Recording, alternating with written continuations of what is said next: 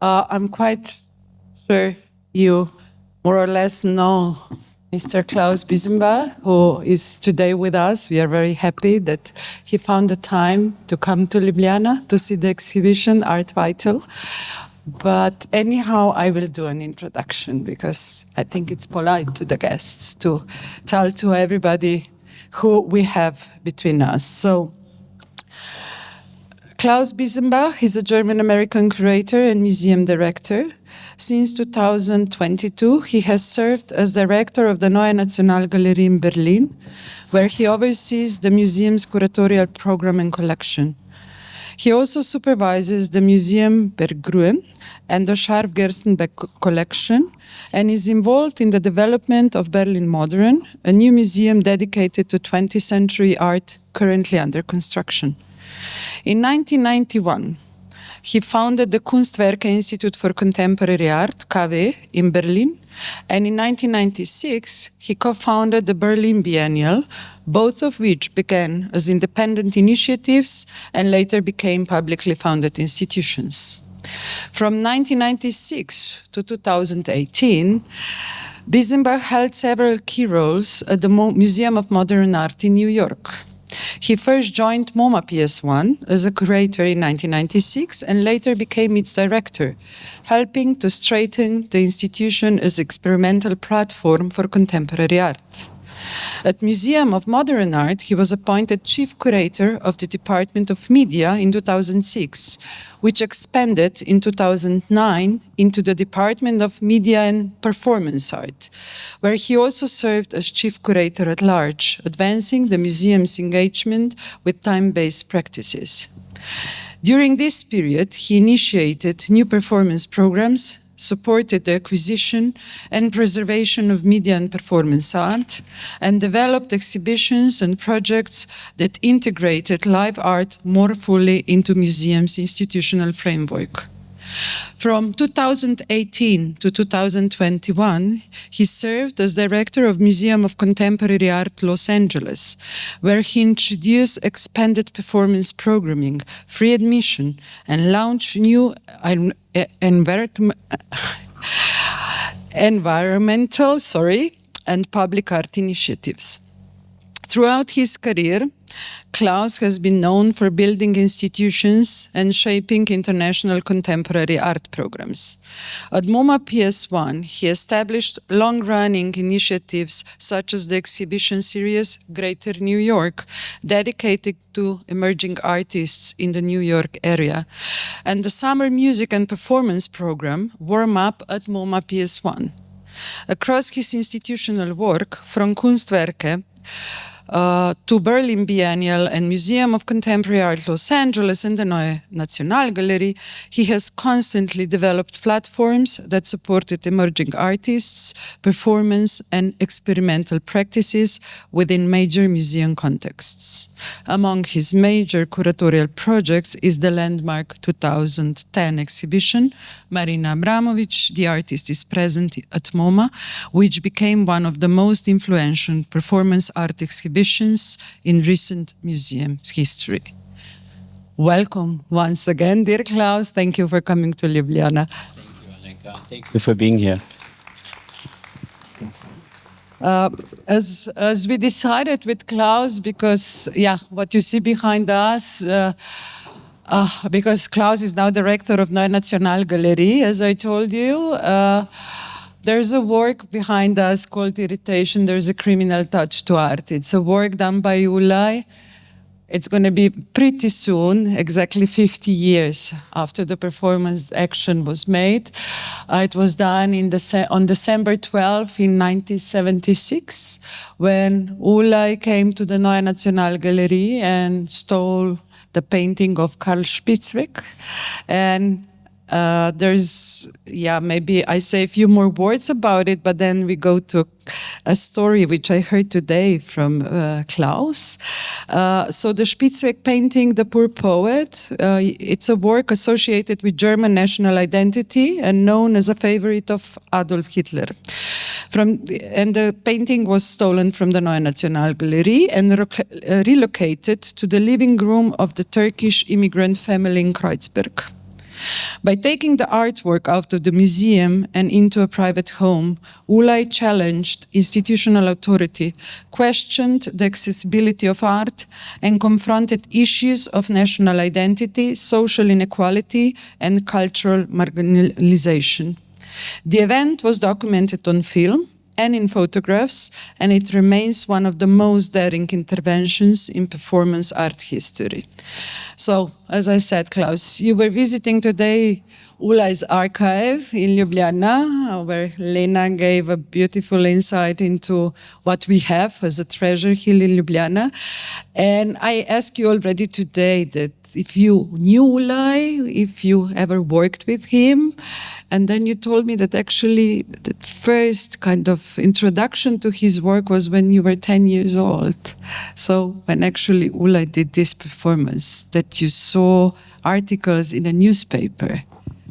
It was when I was 10 years old, I had a great art instructor, a great art teacher, and he at the same time was a masterclass student with Joseph Beuys in Düsseldorf. So it was very funny. There were so many students, and that was the reason the dean then dismissed Beuys and he had to leave.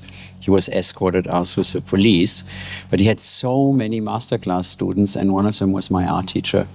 So I would go to art class like primary school, and he would say, art has to be political, art has to be environmental, art has to be performative. And he was like a total activist, and I loved it. But I thought art has to be political and performative and environmental, and I didn't think that's painting or sculpture. I thought that's what my art instructor does. So I saw Joseph Beuys around that time singing on TV. I want sunshine instead of Reagan, like in German, Reagan and rain sounds like the same word. So he wanted sunshine and not Ronald Reagan.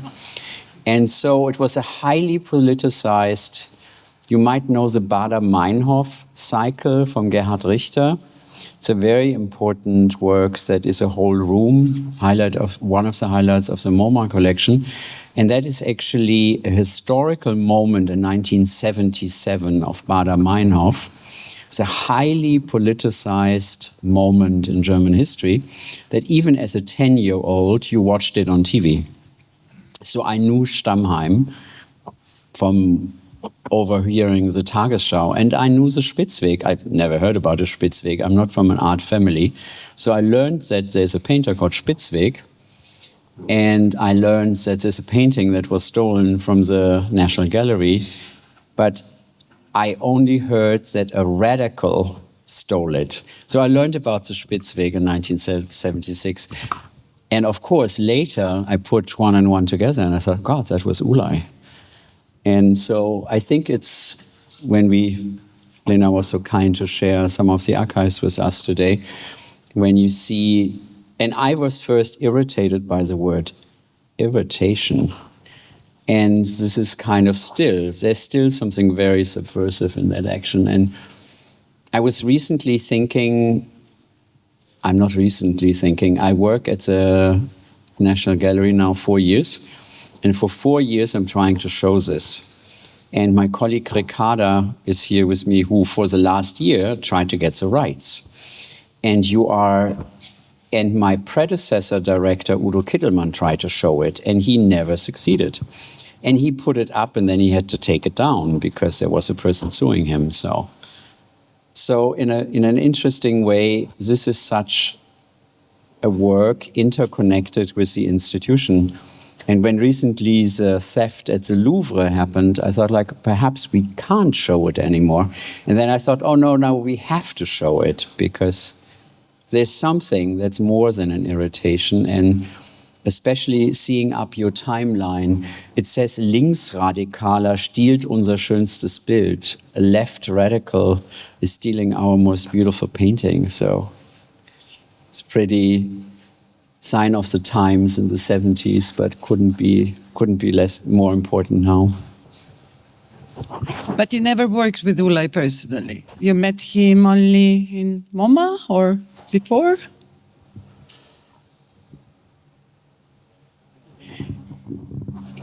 I became a curator more by accident. So I wasn't planning on being a curator, and I didn't study art, and I didn't study art history. So I was a medical student who got a stipend to work, to study in New York. And so I went to New York, but also medical students, they were so boring. I only went to one orientation class, and I said, I don't belong here. And then I became an intern in a gallery and an intern at a magazine. And then I spent until I had to leave. How much time did you have then? 3 months or so? You got a visa for 3 months, and then you better leave. So I was there for 3 months. I was seduced for life. And so I came back to Berlin, in Berlin, study medicine. I had done it before in Munich. And I did 10 semesters, which is like, wow. So medical student, but it was unfortunately 1989. In 1989, the wall fell, and everybody and their dog moved to Berlin, and you couldn't find anything to live. It was just impossible. And then I thought, well, everybody's leaving the East, and everybody's moving into the West. I moved to the East, because and I felt I was the only one moving to the East. So I moved to the East, and I moved into KW. So KW, you mentioned, is the Institute for Contemporary Art. It does projects like this here, but on a much smaller scale, but already since 35 years. And we did our first big popular exhibition, Parallel to Documenta, in 1997. So we had been working for 6, 7, 8 years, but that was our first major success. Oh God, no. Sorry, did I say 97? It was the Documenta 92. So, God, I was 5 years younger. So I was 20. Makes a difference. It makes a difference. So I was 25, and we did this exhibition, and the exhibition was only 7 days long. And Jan Hut, who did Documenta in 1992, he had done a very important show called Chambre d'Amis, where he invited artists to work in friends' houses. So there was site-specific work in people's houses. And we thought, well, we are in the East, and we are in Augustrasse. We look for 37 rooms. And we go into houses, a church, a basement, a Jewish school, a toilet, an attic. So we went to all these storefronts, and each room had a curator. So it was 37 curators, 37 rooms, all along one street. And it escalated in a funny way, because 37 is a multiplication. It was like the invention of the internet before the internet. Everybody talked about it, all the curators wrote about it, then every curator invited at least 20 artists. And then all of a sudden Yoko Ono shows up, and all of a sudden she's in the show. I know her since then. And we had 35,000 visitors in a week. And it was a moment of tension, and the last night we invited all our neighbors, because of course you have this street and you have people who live there, and they had 35,000 people walk through their basements and attics. And so we had a community meeting, and we said, it's only a week, because they thought it would run forever. They thought that's the art world, like what sometimes happens when a museum opens, but it was only 7 days.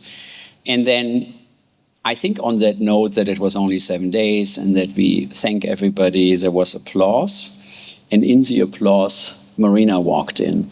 So it was a complete coincidence that she walks in while there's a whole crowd giving applause, but not to her. But I think she thought it was for her. And so that was a good start of something that is a very strange. I'm grateful that very early on, the first artist I worked with was Joan Jonas. And she was 50 at the time, and she was a guest of the DAD, and she walked into that courtyard, KW. It's like looking, oh, what's here, what's going on? And I said, who are you? And I loved that she spoke English. It's like, wow, great, I'm home, I'm in New York. So we befriended each other, and then I produced a project with her. So that was 1991. And I didn't really know who June Jonas was. But then, of course, you couldn't Google. But then I got a book. And the book said that she had been 3 times at Documenta. She had collaborated with Richard Serra, who I also had to look up who is Richard Serra. And so 1991, it was Joan. And then I thought, well, I'm not an art student, I'm a medical student. I better get some professors here because I want to learn.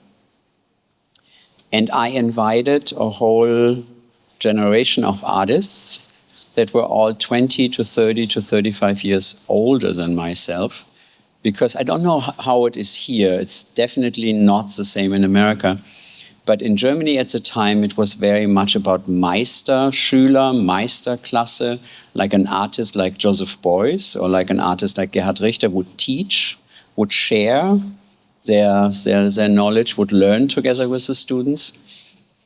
And I thought, well, there's Joseph Beuys, he's not alive anymore, but they're great artists. So we invited Marina, we invited Lawrence Wiener, we invited Dan Graham, we invited Rebecca Horn.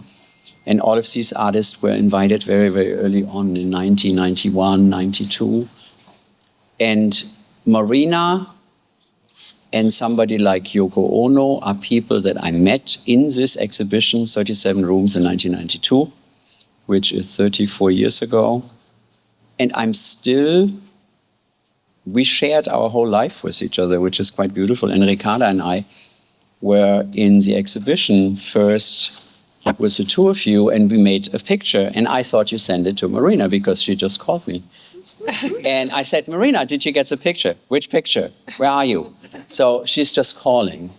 And to not completely lose it, but to find back to the beginning, to your question.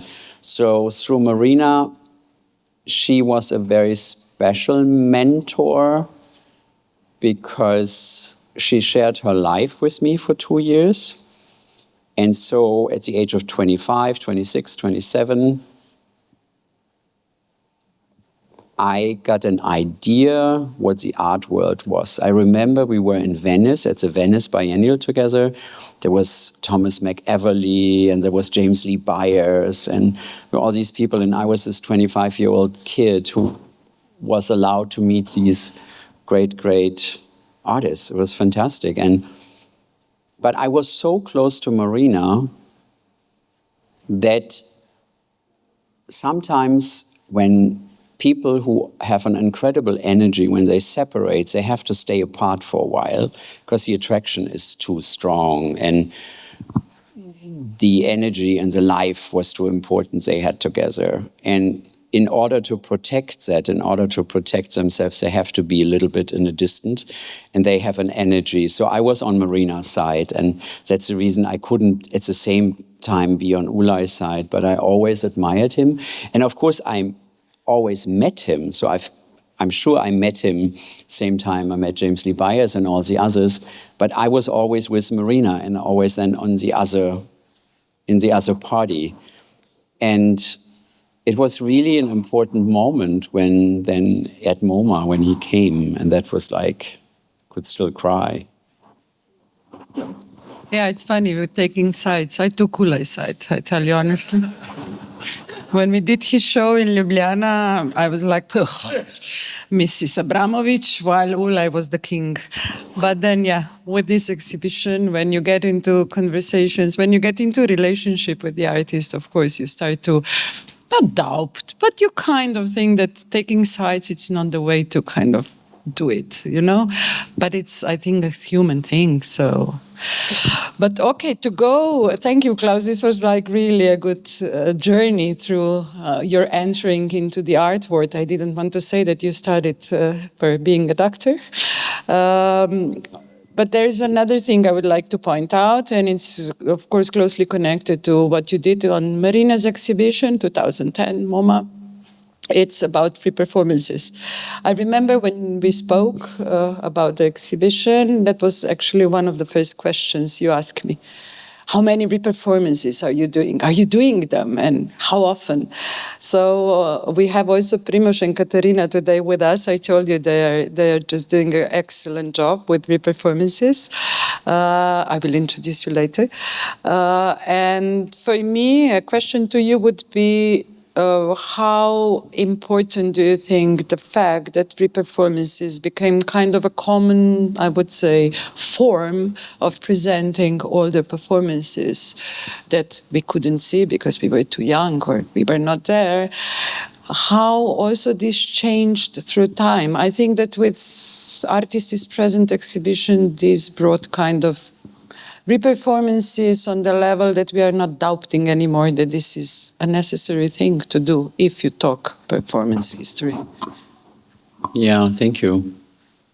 It's such a thoughtful question, so I try to address all the facets of your question.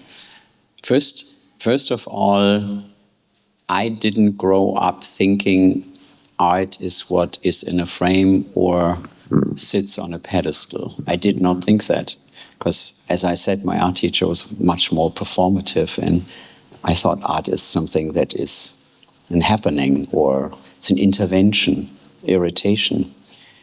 And so when I started KW, of course it was kind of a coincidence that Joan Jonas came in, who had this huge MoMA retrospective, the whole 6th floor 2 years ago, because she is a performance artist. But at the time, we didn't call her a performance artist. We would call her a video artist, because it was recorded on video. So the medium that you would borrow, that you would show in an exhibition, was a video. So Joan was a video artist, and Marina was a video artist. And of that very first group, so I didn't start with painting. When Hans-Ulrich Oberst, Nancy Spector, and I did the first Berlin Biennial, there was not a single painter in the show. It's 100 artists, but not a single painter. And I think my whole artistic upbringing was, I could now with a certain distance say, against everything that was old and for everything that was not only incredibly urgent and relevant and meaningful, but also found a form that didn't exist before. It was a very, very strict dogma. If your form had existed before, bye-bye, I don't want you to invent the wheel, it's there. And the urgency was important. So for me, it was just surprising that there was no performance in museums and in collections. And that was a great adventure with MoMA to acquire performance. We acquired The Kiss by Tino Sehgal. It's always two people who are before, during, or after a famous kiss that you might know from a painting, might know from a sculpture. And we had it in the main atrium for the trustees. 2 people performed it. Of course, you don't buy the 2 people. Of course, you don't. What do you buy? Tino Sehgal doesn't even give you a receipt or an invoice or a contract. Everything is oral. So putting performance into the collections, doing oral history to the artist to ask what is loud, what is dark, what did you think, how did the environment, was Joseph Beuys, when he explained art to the dead air, was the audience in the room, or was the audience looking into the room where he was? There are all these details that get lost when you just see an image. And I felt it's very important, oral history, the preservation, the collection, and then also acquiring. And then to state, for me, performance was always like an object. For me, performance was always a bit like a sculpture that I could walk around. And I loved going through the exhibition, and there are these great relational works with Ulay and Abramović, and they run and they circle in the galleries, and people are protecting the paintings and protecting them. And I think these works where you really feel your own time, your own height, your own weight, your own age, your own fragility with the artist in the space, that's actually what a sculpture should do, make you aware of all these coordinates in a way. So I felt it has to be in a museum because it was part of the history. I remember in the 90s, there was a very important exhibition called Out of Action. Paul Schimmel had curated this at MoCA. And Out of Action showed Chiraga's paintings, Gutai's paintings, Yves Klein paintings, showed like all the products that came out of a performative act, but only the dead objects and not the performance itself. And I felt that was deeply inspiring because I thought it wasn't enough. So what with the great help of Glenn Lowry, the director of MoMA, we could do is basically have a performance workshop. We invited all the performance artists that couldn't run fast enough and colleagues and curators from other museums. And we met for 2 years, every 2 months, in the boardroom at MoMA, and we exchanged rules and emphasis and a certain policy. What do you need to exhibit art, performance art? What do you need to collect it? So it came from a given that I think it's really important that museums show performances. Because if you had been at an original performance, you had the incredible privilege to witness it, but how do you make it present? How do you share this experience with generations to follow? So that's actually what you kind of introduced to the museum collecting policy, that performance should become integral part, like in MoMA and in other museums. Now this is kind of a standard or becoming a standard. But when we talk reperformances, that's again a live event. And I think every live event has its own interpretation, like with Katerina and Primož. It's their bodies, it's their way of doing it. So I think like the score is there to, of course, guide them, but then again, they will bring in their own energy. So I think it's this repetition of the original one brings another layers of reading, which is always great, and different interpretations.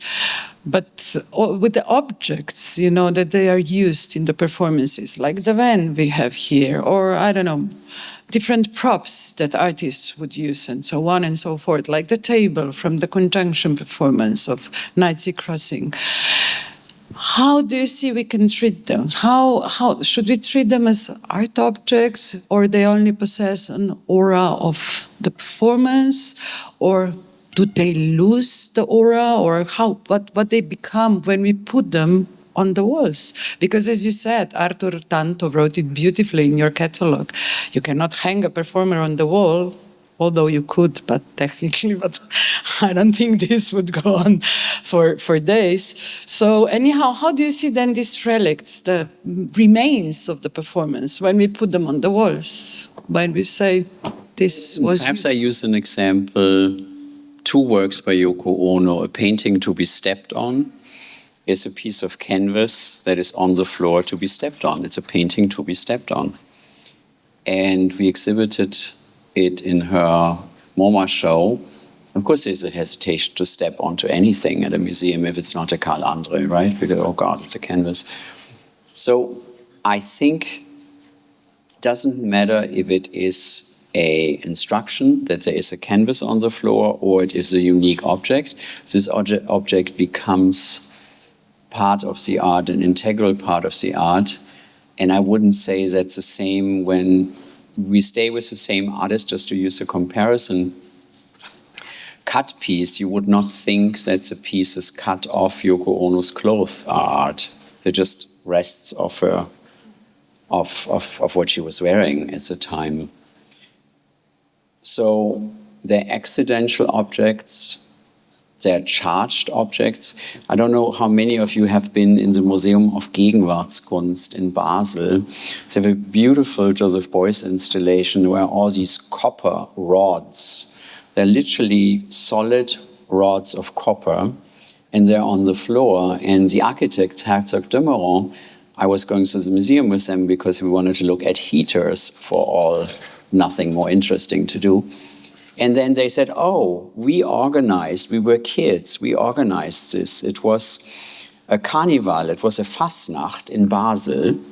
And Joseph Beuys wanted to be part of the Fastnacht. And we did these copper rods. And we did a part of the performative festivities of the carnival. But of course they were made by the artist and they are so charged. And I had for years done the pilgrimage to the Museum of Gegenwartskunst, never knowing they were like used in a parade. And for me, I was always like in awe of them, and they're so strong. Like imagine Palazzo Regale. So I think there are different levels of charged objects, unique objects, objects that have a presence that you cannot escape. And then there are accidental things that just perhaps are a little bit leftovers. Yes. It's like here in Art Vital exhibition, that was the point actually. Some of the objects, yes, we have mostly replicas or kind of reinventing, like with cactus or and so on. But then we decided to take another way around. So to take visual material, which is usually out of focus photography, I would say, and not such a great videos because of the equipment, because mostly they were friends doing it, or you know it.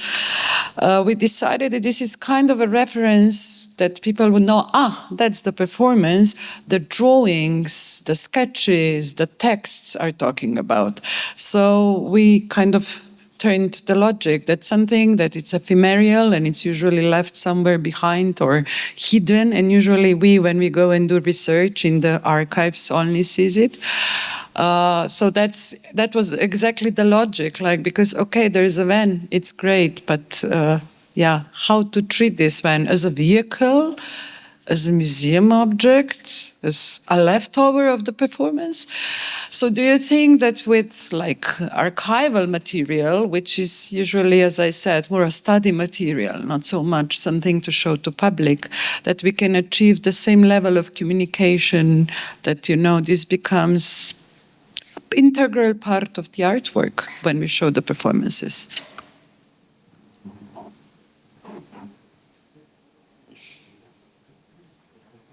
I worked in my career a lot of times with film directors. It was like Godard, or it was Alejandro Jodorowsky, or it was the estate of Rainer Werner Fassbinder, or it was the Iranian artist Abbas Kiarostami. There were many, many film directors. Yeah, no, I say it because it just came up. I thought, like, God, such an important... We like them all. And many of these exhibitions had the scripts of the movies, because we had the script of La Jetée. We had the manuscript, the storyboard of Holy Mountain. Holy Mountain by Jodorowsky is one of the absolute masterpieces. We had the storyboard of Berlin Alexanderplatz from Fassbinder. And I did these shows mostly at MoMA Piers 1, not at MoMA, because MoMA is a little bit more by the books, no pun intended. And at MoMA Piers 1, you can provoke a little bit differently. And so we got the original storyboard of La Jetée. I said, God, I'm not going to be responsible for La Jetée, and somebody takes it. So we made a facsimile. And that's totally fine. But of course, we could have not made the facsimile if somebody hadn't kept the storyboard. So visiting Lena today and seeing how carefully and diligent and scholarly all the material is archived, this is the foundation. If we don't have it, we have nothing to work with and nothing to be based on. And then, if we have the La Jetée storyboard, we can make a facsimile. And through the objects, I remember the van wasn't in good shape before the MoMA show, but we wanted it. Marina wanted it, and I wasn't sure about it, but she was very sure about it. And so the van had to be got a little Facetune and a little repair and a little color job and all these things. So the van is here, but the van is a van. It's not a sculpture, the van is a van. But this actually is a duplicate. This is the original van. This is the van they were in with Alba, the little dog, and she was knitting, and he was having his Polaroids in the aluminium box. So this is the original, but I would say it's not a sculpture, it's not a work of art, but it's great that you have it. We had it also in the MoMA show. It's a great, great piece. But these two works are one work that is a duplicate that you, with the permission of the estate and the owners and Marina and everybody, so carefully duplicated, for me is a sculpture. So it's not original or not. So it's you mean like it doesn't matter if it's a copy, it's still you see it as original? No, it's different. So there are two differences. The difference is it a copy or not doesn't make a difference for me if it's art or not, because the van is not art, but it's not a copy, it's real. And for me, the archival material is just the basis for scholarly preservation of art and art history, and is the basis of everything, because if artists hadn't kept their archives, they wouldn't have anything, because they knew it was important if nobody else supported them doing that. So I think this exhibition is, for me, very convincing. And close your ears, because I don't want to sound like flattering you. Okay, then I will say something naughty and critical afterwards. Okay, do that. Fine. But I think, so my colleague Ricarda and I were going through the exhibition, and the exhibition is very big. It has 4 floors. And often you see a piece as a drawing, and you see a piece as a draft, and you see a piece, and you see an object from a piece, and you see a photo of a piece, and you see a video, formerly film, of the piece, perhaps Super 8 or so. Mm-hmm. So you have all these different iterations of the piece. And this exhibition is very based on scholarly, detailed art historical clarifications, corrections, exemplifications, and putting it all together so that the timeline is correct, the facts are correct, and by learning about the pieces through different points of access, through a drawing, through groups paired together as relational works, I think it really evokes something from these 12 years, and from something. Both artists brought something in independently, and then there was a synergy. And I think in the exhibition, this becomes very clear. And it becomes very clear to us because of these different levels. So I think the archival material is super important. Would I do a show like this?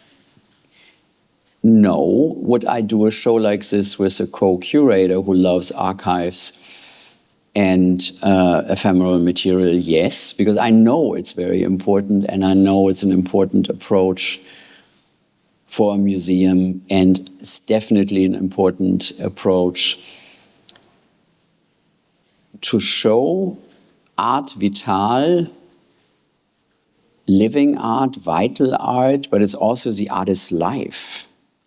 And that becomes clear in the exhibition, from the drawing to the dream that was written down to a vision that they had and then realized. That's also the life of the artist, and that's a beautiful pun. It's not only life, art and art life, it's also the artist's life. It's their biography, and that's really beautiful. But now for the balance, please. The critical part. Oh, that comes as a surprise later. Oh, okay. Okay, when we have a drink. Thank you, Klaus, for your in-depth look into the exhibition. But I will go now back to your projects. I was thinking that, yeah, of course, the major milestone in your career was establishing of the media department and performance art in MoMA. I can imagine that doing this in such a large institution marked an important step in institutional recognition of time-based and performative practices. Could you share with us what are the main challenges in integrating performances into museum that has traditionally focused on objects, and how you address practical and financial realities? Because we all know that,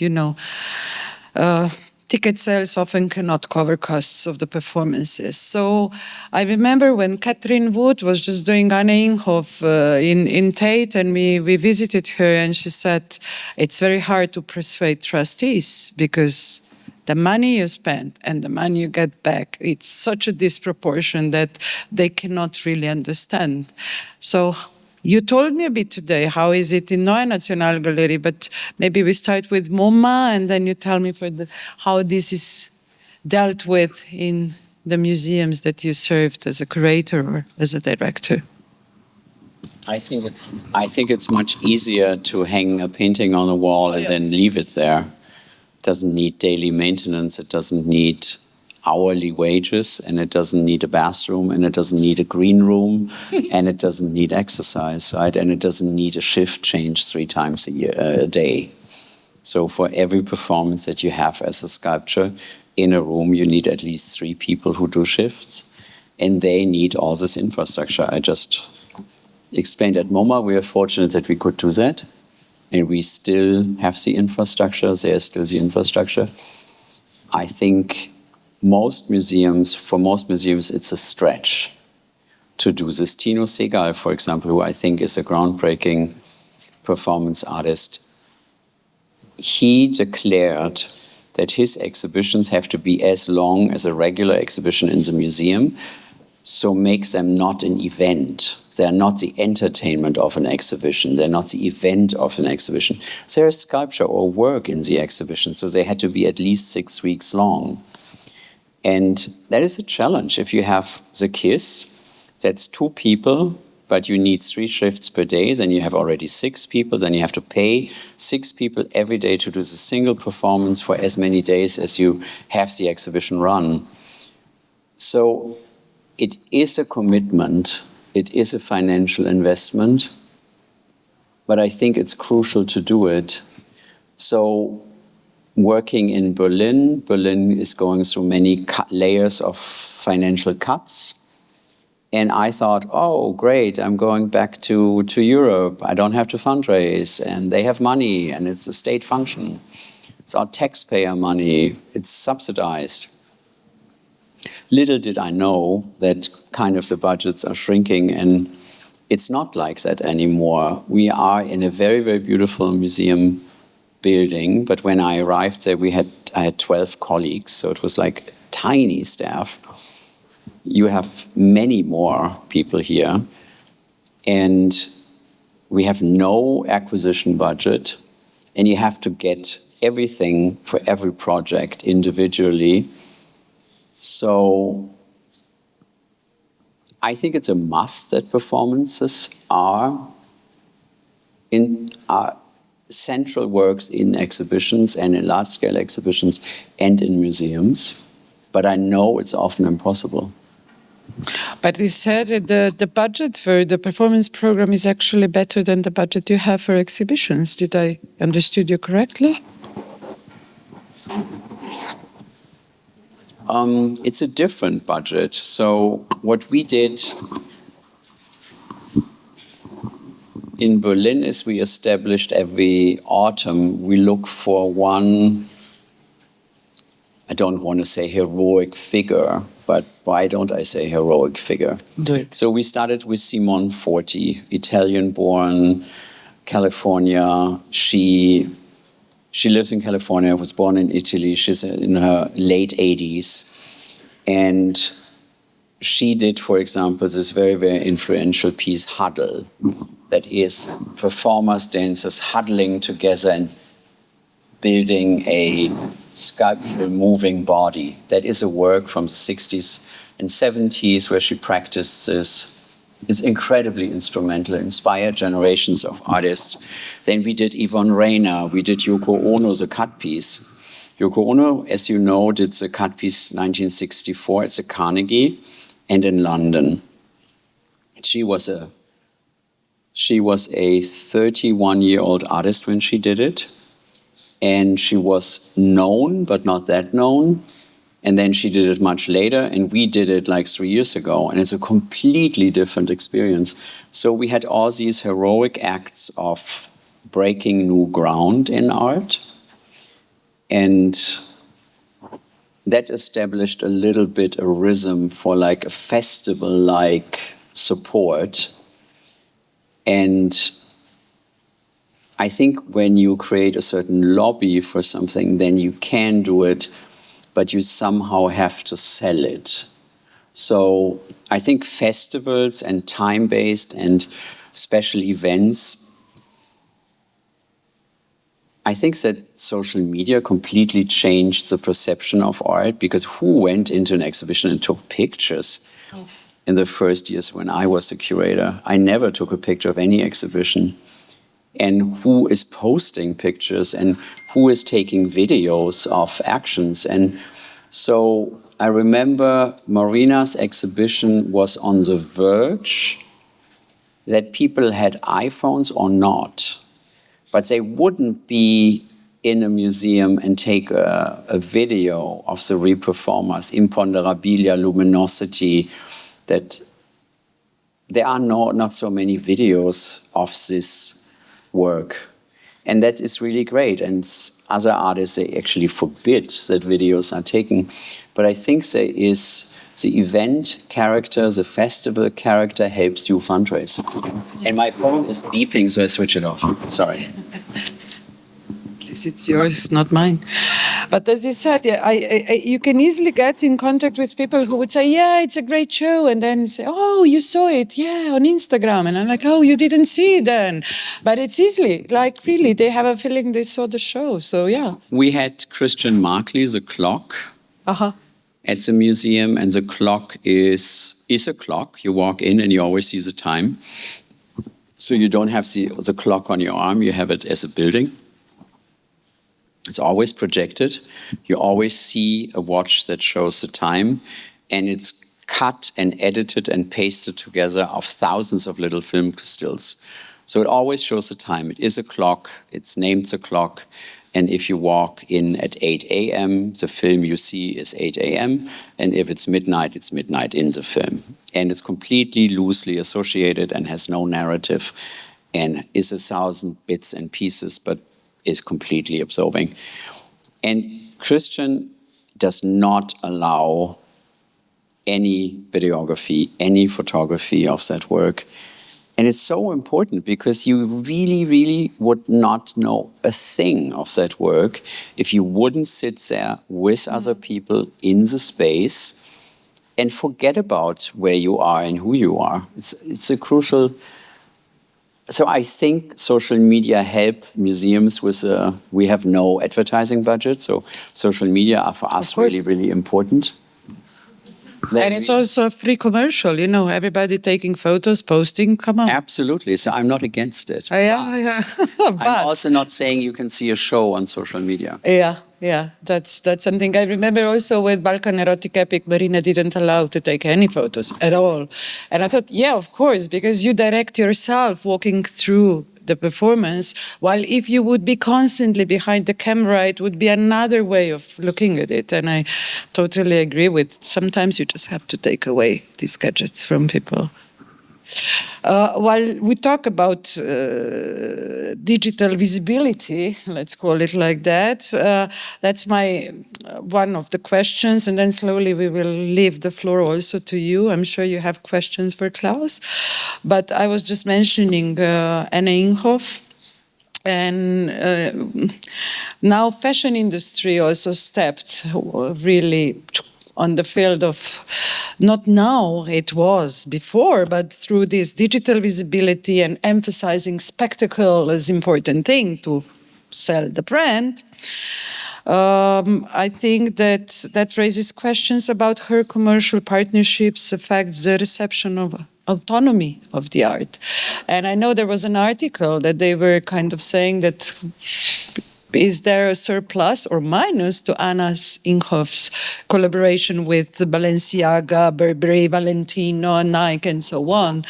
So I would like to kind of see what's your opinion on that. Do you see it as like this can be seen as open, like an opportunity that there are new audiences that with this kind of collaborations are achieved, or there are challenges that, you know, this is becoming commodification now, and so it's kind of a bad sign of performance being involved in fashion industry. Yeah, I don't do design and I don't do fashion.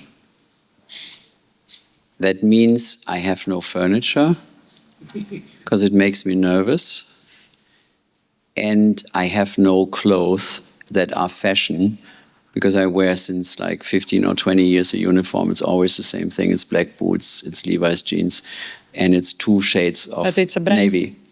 But it's a brand, it's Levi. I don't know if it's a brand. It makes it very easy to pick your clothes in the morning, True. which saves you 1 year in your life. Kidding.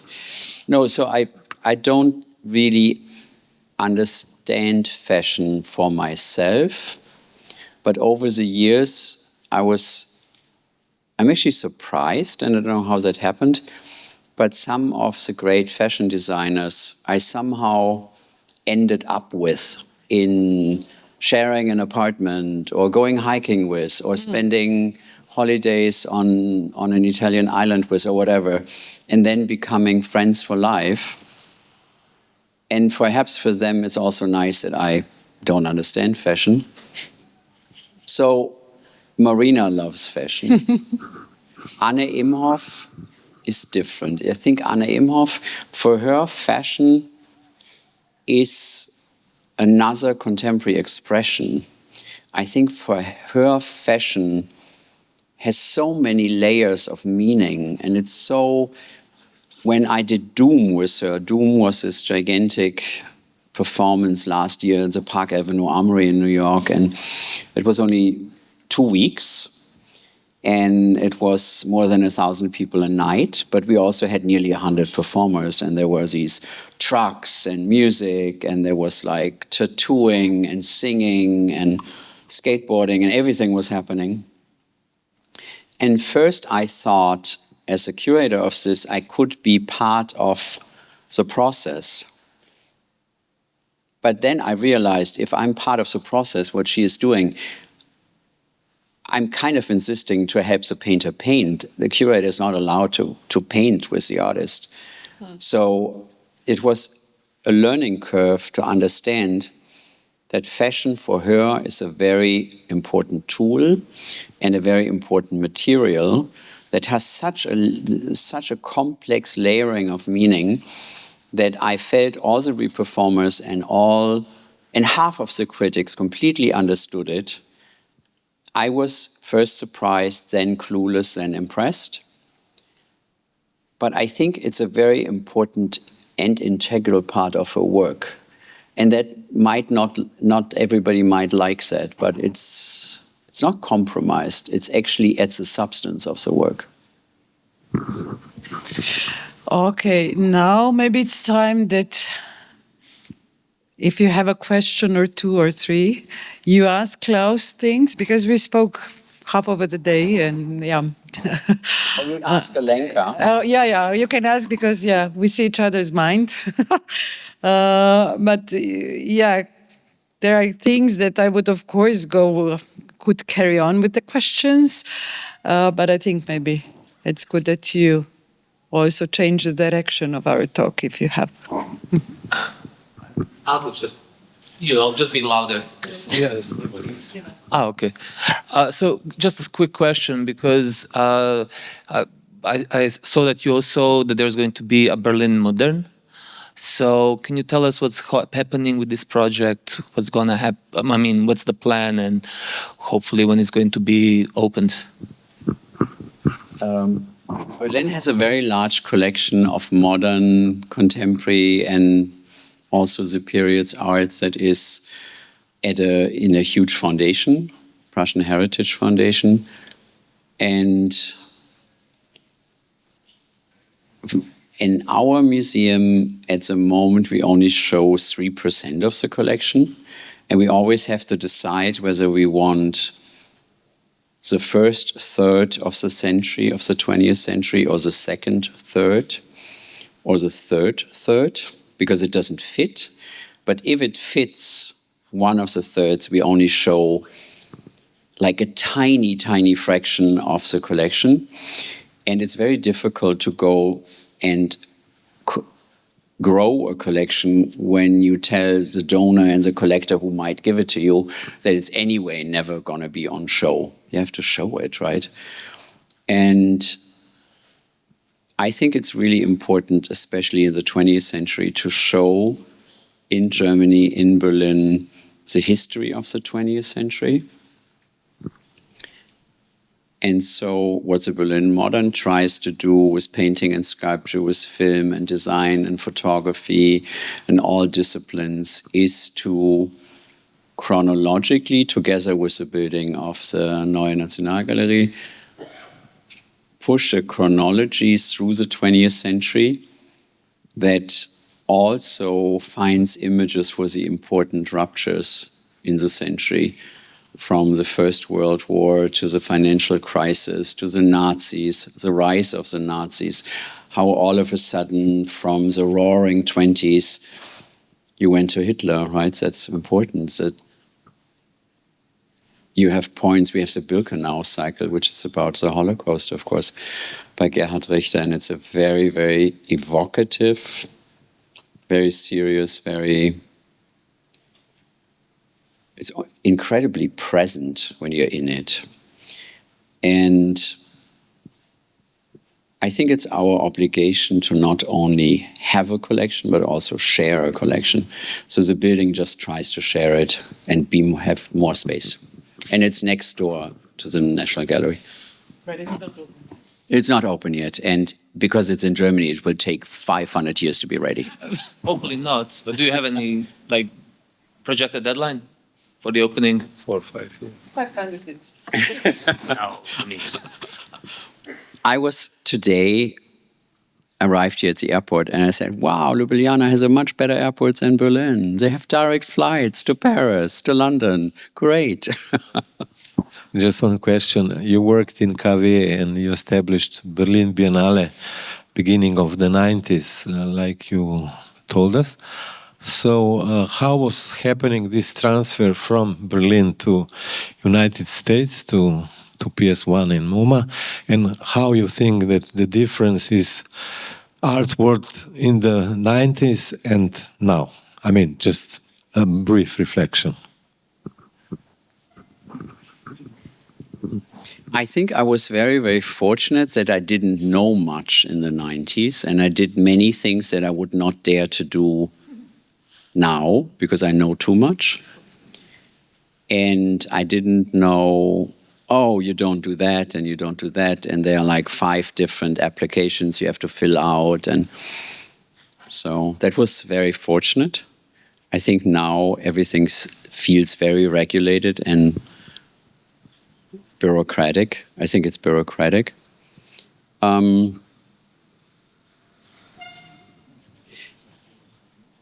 When I was quite a young curator, I met Harald Seemann the first time, and he was already quite a senior figure. And I thought, oh God, how long will I be able, will he be able, is a curator able to understand what's relevant in each generation? Because I first understood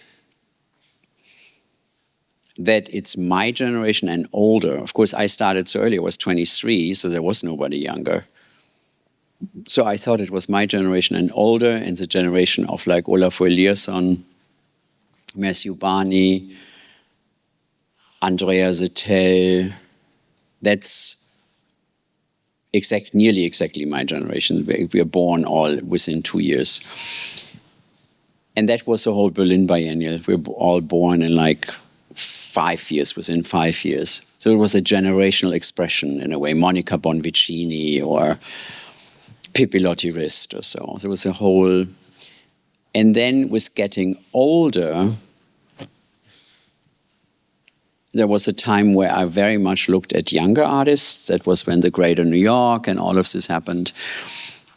And I was for a time in charge of the Fund 21 at MoMA. That's the emerging art fund, where emerging acquisitions.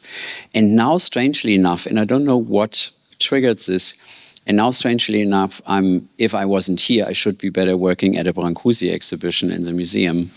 So what am I saying? I'm saying that it's quite difficult to jump from the one side to the other, but sometimes it also happens anyway because you're getting older or you have an interest that changes, or there are certain times where contemporary art has an incredible revolutionary relevance, and sometimes you think, oh, it's only about the market, or the market is getting too important.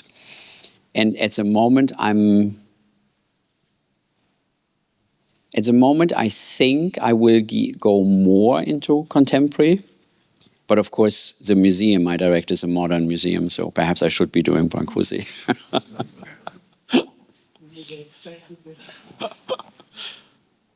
there any more question? Can I ask you a question? Thank you very much, Klaus. It was really interesting what you've been saying. I have a very simple question. Probably most of us are interested in the situation in Berlin today. Censorship. You have an issue with Golden exhibition, Berlin Festival, a film festival. So could you tell us a little bit about it? Yeah, I will do Golding because I shouldn't point at others. I should talk about also your own experiences.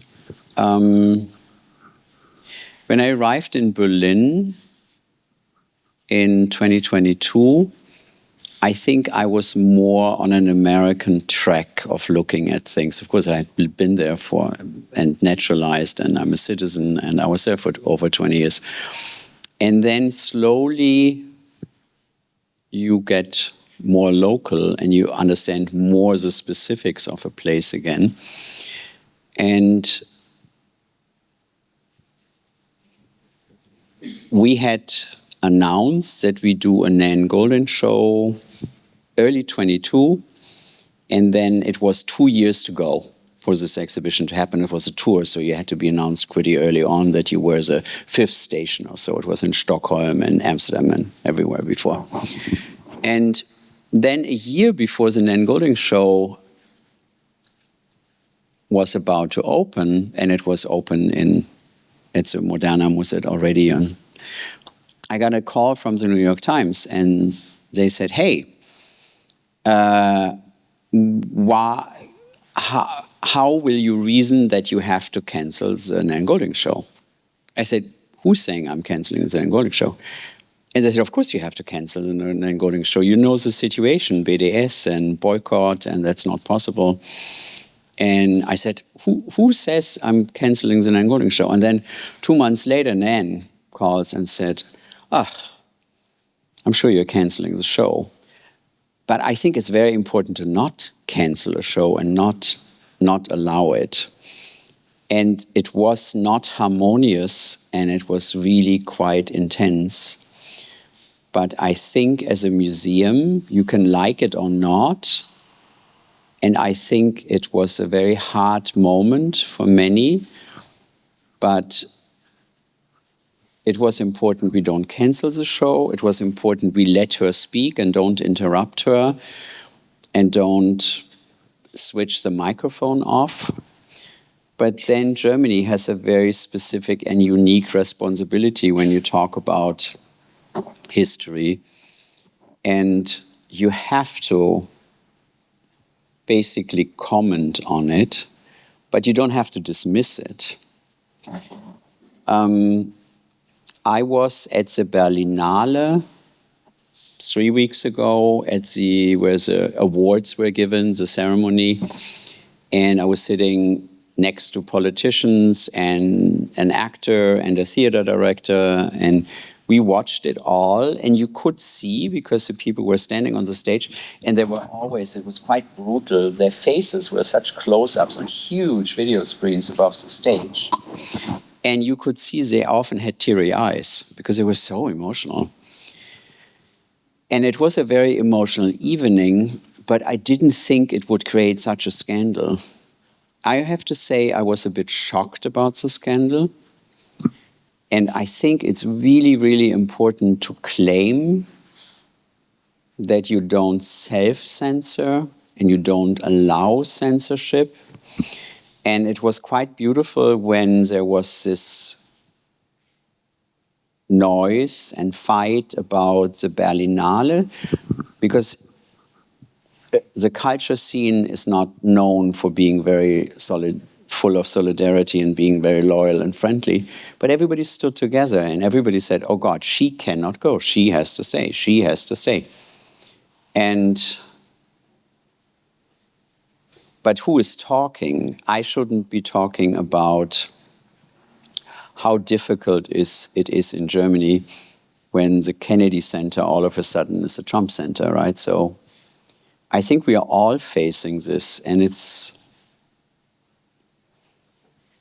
so shocking in how short a time, we don't know who, we don't know what, brought everything into a different direction where everything looks very authoritarian and full of censorship. I think that's not an answer. I'm just like thinking loud.